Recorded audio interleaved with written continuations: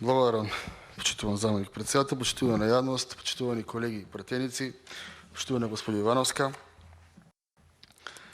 Го читав целиот извештај кој што го имате поднесено. Како и претходните два, и тоа јавно го кажав, уште кога стававме пратеници, имате наистина извештаи кои што се целосни, кои што отсликуваат целокупната работа, финансиска, со дадени заклучоци, препораки и така натаму, што би сакал и потребат да го истакнам истото. Многу кажа и претходниот дискутант, и вие во вашето излагање, и во репликата која што имавте. Земав збор со цел да продискутирам со колегите од Министерството определени насоки кои што и конкретни резултати кои што ги гледам од вашиот извештај и да запознавам јавноста, оние кои што следат за тоа што се случува на полето на корупцијата, иако морам да ви кажам дека цело време во Република Македонија за години зборуваме за антикорупција. Мислам дека последниве 15 години толку многу средства потрошивме на антикорупција што самото по себе стана корупција. Можеби треба и методологијата малку да смениме, да зборуваме за честно владење, за одговорно владење. Можеби тука малце нешто ќе помогне покрај драконски казни кои што мораме да ги смениме. Најпрво онако сакам да го истакнам е тоа дека како комисија која што има многу широк опфат, нешто ќе спомена во мојата дискусија, имате само 34 вработени, сте планирале 64, од кои што гледам дека и оваа година сте пополниле дел, претходно сте биле ептен многу помалку со вработени. Сакам да ги прашам колегите од мнозинството, ако навистина се бориме против корупција и ако навистина сакаме да имаме агенции кои што и комисии кои што се борат против корупција, можеби треба повеќе да одобрите буџет, да одобриме заедно буџет како амандман, да заличиме на собрание, бидејќи сметам дека кога ќе видите бројот во стотици кај Министерството на Артан груби величанствени кои што никој ништо не работи, вклучувајќи го и он, а толку грдни пари одат на плати и придонеси, сметам дека треба посериозно, колеги, да размислиме, да видиме што правиме со институции кои што ако можеби немаат судска или обвинителска обврска нешто да направат или можност, или влијание, или законска можност, барем алармираат јавноста. Знам дека ви пречи како мнозинство и знам дека е многу тешко да се изеда контрареплика како определена колешка се зборува за определени криминали. Деки криминаливе кои што ги зборуваат овдека од ДКСК ги прават оние кои што вие ги гласате да видат тоа што се. Така што генерално да не релативизираме, да видиме што се случува. Степенот на истото јас ги го имам забележано, стратегијата за антикорупција и судирни интереси. Наистина велите на страна број 10 дека во собранието определени законски решенија доцнат. Не се согласувам дека како опозиција, било која опозиција, било каде во светот, се што е од антикорупцијско, што е стегање на немерот оние кои се извршна власт, нас ни одговара многу побрзо додат и тоа нема да има никакви проблеми, препоставувам и во иднина. Она кое што препоставувам на некој му пречи се оние нормално и логично оние кои што ја представуваат власта, ја поддржуваат власта. Затоа гледам дека на 31.3 имате доставено два извештаи во собранието, едниот еве го разгледуваме, другиот кој знае кога ќе го разгледуваме. Така што генерално динамиката на работа во собранието зависи од председателот на собранието како прв меѓу еднаквите и понатаму конкретно бидејќи вие како председател на комисијата сите извештаи ги давате до оваа комисија, исто така оваа комисија ја пред власта. Така што генерално што и да во собранието има лавиринт, е поврзано со политичкиот систем, со корупцијата и така натаму, се знае чија е комисијата и чив е председателот на собранието. Инаку, ако сте пратеник и ако следите собрание, ќе видите дека во последниот период овие извештаи добиваме 3 за 10 дена. Имавме извештај за работата на народниот правобранител, каде што исто така им беа констатирани страшни неправилности, страшни пречекорувања, страшни пропусти на извршната власт. Еве, од вас истото се гледа. Пред некој ден беше председателката на судскиот совет, каде што сама си констатирала дека повеќе од 3/4 од судовите се неажурни во Република Македонија и претпоставувам затоа оние кои што ја прават динамиката на комисиските расправи во собранието, гледаат да помине некое време за така да немаме толку многу црни врести од страна на оние кои што ги идеализираат дебатни емисии за краток временски период, така што генерално тука исто така сум го поцртал тоа и сум сакал да го споделам со вас. Понатаму, сакам да дадам поддршка, тоа го зборувавте и вие, мене ми е забележено за балансерот при вработување на државни административни службеници, од причина што во балансерот се лоцира правна празнина по однос на непостоењето на законски механизам за санкционирање на очигледни злоупотреби при изразувањето на националната припадност од страна на кандидатите за вработување. Тоа го збориме овдека, имаше и од СДСМ прилеп, ако не се сеќавам, ако добро там представители на општински местни организации се пишува албанци да се вработат, и мислам дека тоа е нечовечки да го правиме.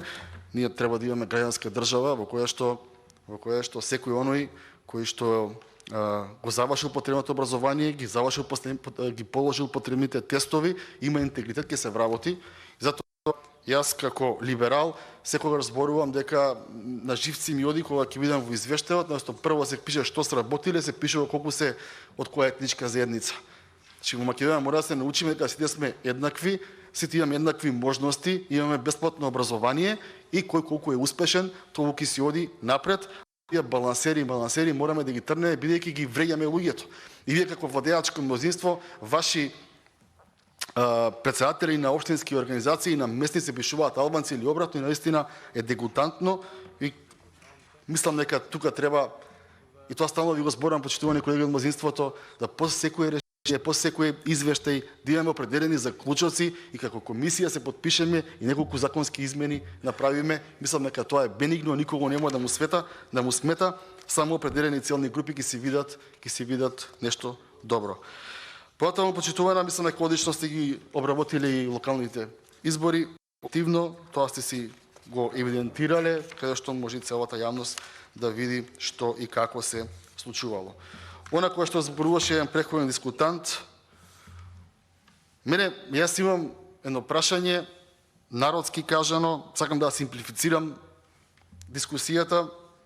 16, дали има чаре и кое чарето, почитувани колеги, ки нас треба да биде овдека во собранието, што имаме, например, препораки за стручност и компетентност на кадрите во јавната администрација, 50% неспроведени, 50% неспроведени.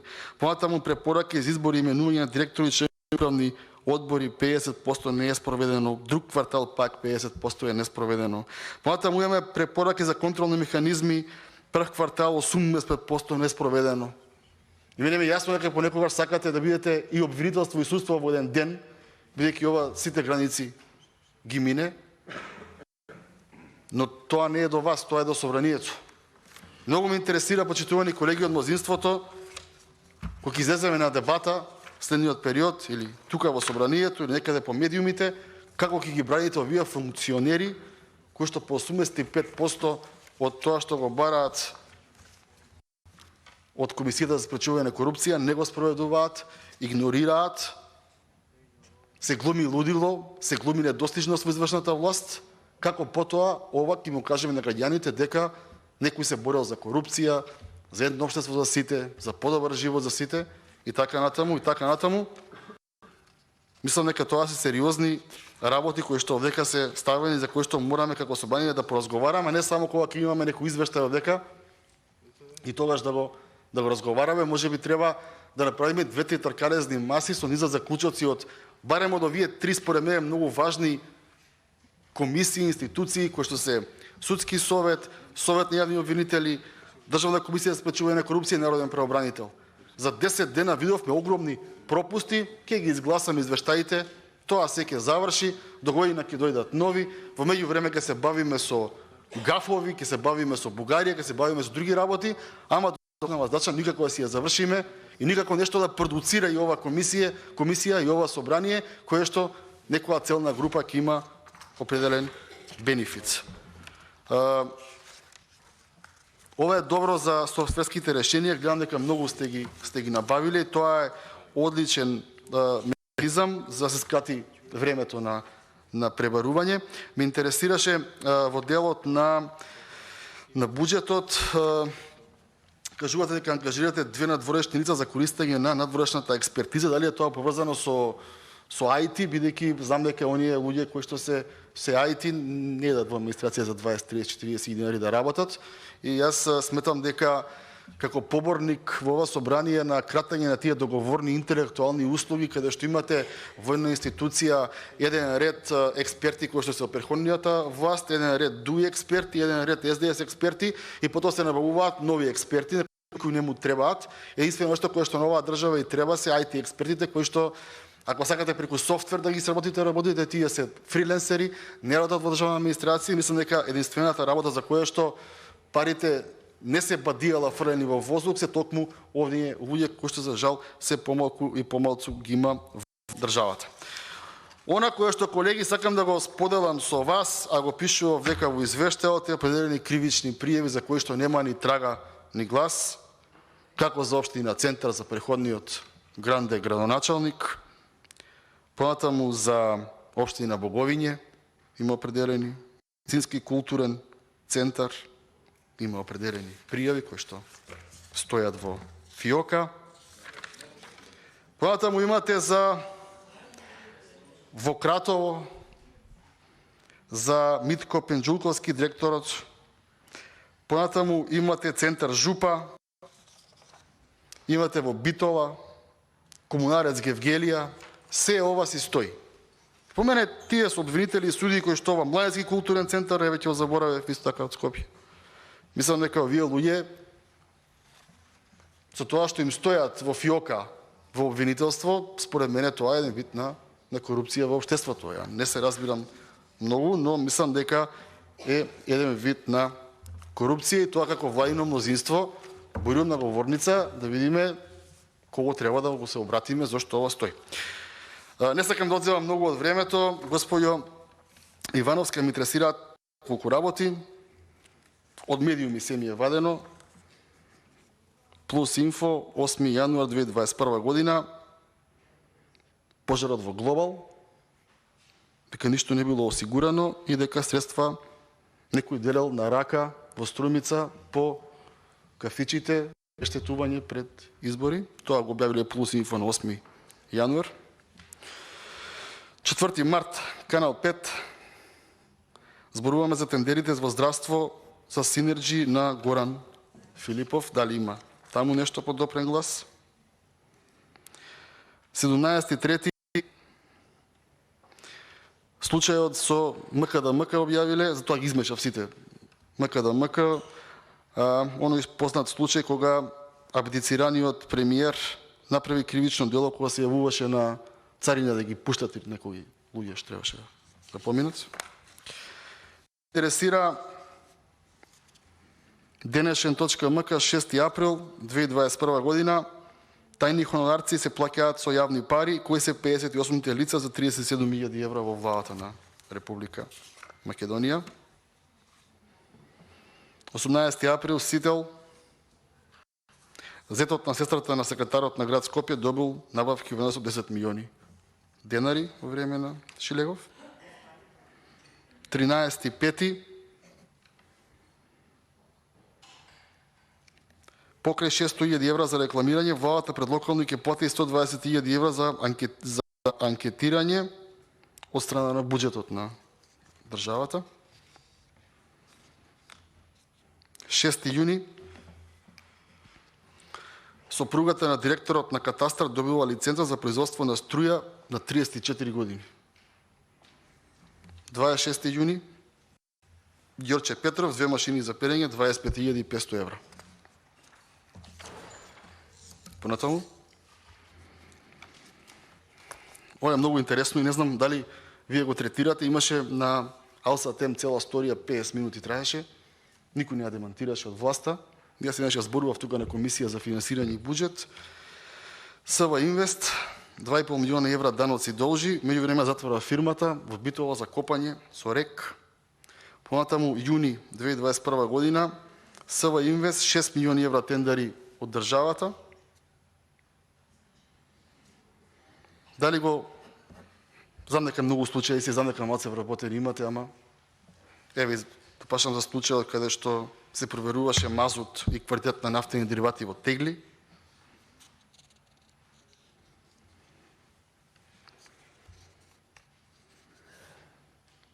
Дали имате истражување направено во врска со тоа што 5600 фирми се затворија за 6 месеци со реформите кои што ги правеа и изјавата дека ќе се помагаат само локомотивите во македонското општество, големите фирми, ако се сеќавате ланската година кога абдицираниот премиер рече дека ќе ги стави малите да пропаднат, само ќе инвестираме во големите фирми, тоа што сега Мак Петрол во Собрани и други има таму некои помошти направено. И така натаму. Штипската болница исто така е нешто што во јавноста никој ништо не кажал, не е везено. И ова што мене многу ме интересира и тоа е тема која што јас сметам дека треба да има одговорност. Тоа е што вие имате секој ноември се прави енергетски биланс на седница на влада и тоа министерот за економија го предлага енергетскиот биланс кој што мора да биде согласно сите кои се земаат во премин, го радат многу луѓе. И сега ние добивме енергетска криза, гасна криза.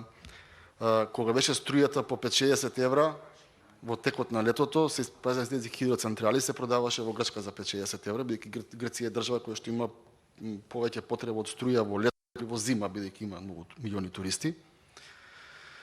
Во меѓувреме се знаеше во државата дека Франција и Германија ќе ги затвараат нуклеарните централи за производство на струја, затоа што така има одлучено и се знаеше дека кога ќе затворат големите нуклеарни централи, енергијата ќе поскапе тоа зима во Европската унија. Се знае тоа дека Германија и Франција мора да имаат електрична енергија и дека ќе платат таа електрична енергија, дека ние тука можеме да бидеме колатерална штета. И дали некој ќе покрене постапка тоа што плаќавме по 60 евра продававме струја, купувавме по 420 евра. За немање на стратегија, бидејќи во економија имаме цело министерство, многу вработени има, уште повеќе договорни услуги, некако кај вас зајти, туку таму ги зимаат за така да се водат. Така што генерално тоа ќе ми биде вака постено, не оптоварувам дискусијата, но наистина јас би сакал вие да бидете досадна институција, да немате многу работа, ама едноставно живееме во такво општество во кое што имаме корупција, како што и вие самите да кажете на телевизија во секоја пора од општеството. Благодарам. Благодарам, Бренчо. Дали имате